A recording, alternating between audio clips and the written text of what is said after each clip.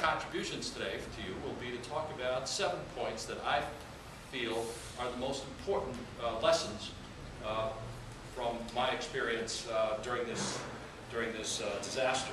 In reality, disaster preparation starts years in advance with courageous building codes and building standards that the city creates. And in our case, we were lucky because all those tall buildings downtown in the financial district and stood up and had some broken windows, but not bad. That's when disaster preparation starts, by using seismic standards that are the best you know of in order to anticipate this kind of thing, which is going to happen.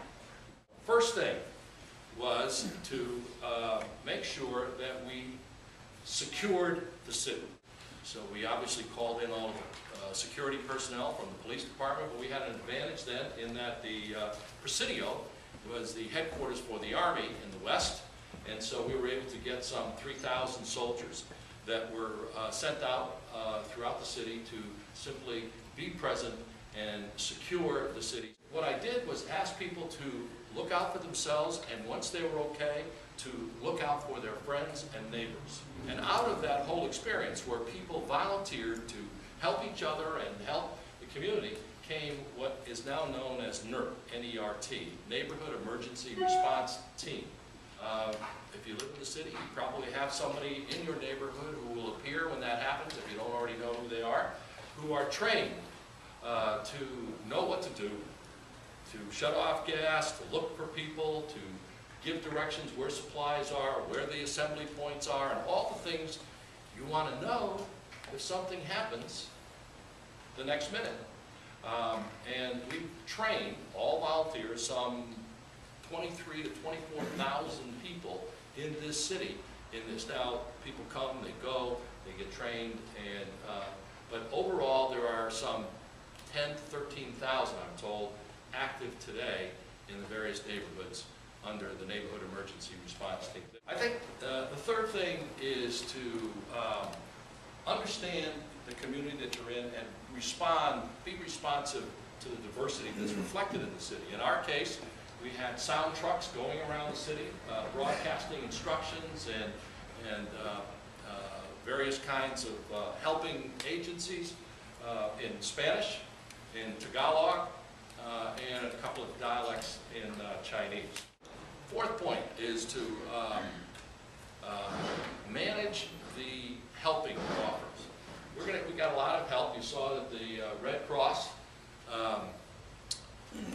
collected a lot of money in the city, almost $70 million. I had a difficult time with the Red Cross because in those days, some 20 years ago, they would collect money in the name of the disaster, in our case the Loma Prieta earthquake, and give a sort of basic service, which was what I describe as coffee, donuts, and blankets. I knew I needed a lot more to take care of homeless people, from the marina to the chronically homeless people. So they gave me the money back. And we did a very unique thing in the Bay Area. We called together we had some $40 million or $35 million to redisperse. And we pulled together all the counties, and they sat in my office, and I said, we've got this money, we've got it distributed according to need. The other point that I tell people when I speak about this is one needs to have a kind of flexibility that's spontaneous, as well as a creativity that's spontaneous, because no plan, no matter how well developed it is, can prepare you for what you are going to face. Just unforeseen things come up and make you have to readjust, force you to readjust your plans. In my case, I had about 3,000 people on the Marina Green. You're all familiar with that part of San Francisco, who were struggling with their homelessness. See, in an earthquake, everybody's homeless. And people in the marina and those upper-end homes weren't accustomed to being helpless. because they have the money, they have the resources, they have the support systems to take care of themselves. And for the first time in their lives, they were helpless. And they were outside, and they were living in the Marina Middle School gymnasium next to people they didn't even know, while they're being given food from Open Hand and other places. So I was faced with a near riot as they wanted to go back to their homes to get precious things.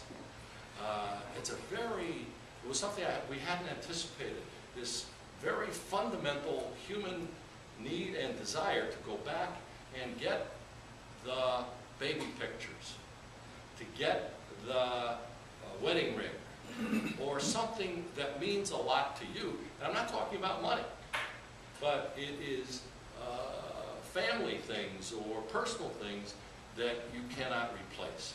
And so when they saw their homes were still standing, but we knew, and the engineers and the experts said, that's going to fall with the next tremor, which were occurring regularly. We couldn't let them back in. And so on one hand, you have people looking, and the building, I can go there, give me 5 minutes, give me 10 minutes, I'll be right out. Now how do you do that with 3,000 people? The plan didn't speak to it.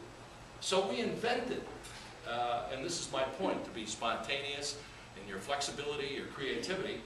We invented something that's done regularly now. It was done in Christ Church most recently. And that is, we created a red, yellow, and green tag system. We inspected all the buildings and gave them a kind of classification. How soon will it fall down if it does fall down? And those kinds of things. And this was done by engineers and architects and volunteer teams who were looking at each building and assessing it. Green meant it's okay, go by yourself. Yellow meant it was dangerous, and you need to have somebody go with you to look out for you should something happen, and you got to sign a release form. And red tag said you can't go in, but if you want to take the risk, you sign the waiver and you get 15 minutes, and we pull you out. And we put that in place. And we had long lines in the Marina Middle School playground, with people waiting to get their designation and their authorization, depending on where they fit in. Even Joe DiMaggio stood in line in the Marina because he had a home there in the Marina Middle School to go back to get his precious memorabilia. In some respects, this time, for about 2 or 3 months, was the easiest time I had as mayor. And the reason is because in a crisis, we Americans, and even in San Francisco, with all of its diversity, all of its eccentricity, and all of the issues that sometimes percolate and become controversial, we really pulled together.